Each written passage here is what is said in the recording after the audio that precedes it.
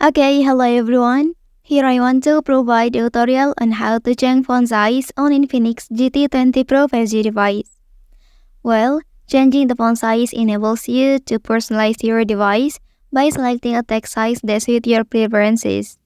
Customizing the font size allows you to tailor the visual appearance of text to your liking, enhancing the overall user experience. Okay, so let's go to the tutorial. First thing first, open please the settings app on your device.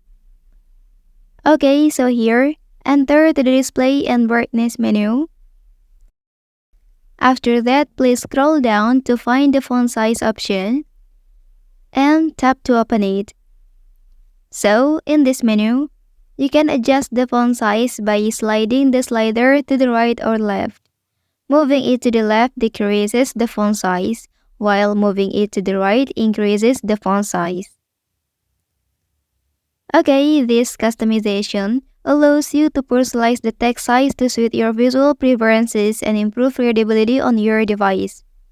And also, by knowing how to change the font size on your device, you can enhance accessibility, customize the visual appearance of text, improve clarity and legibility, enhance usability, and create a more comfortable user experience.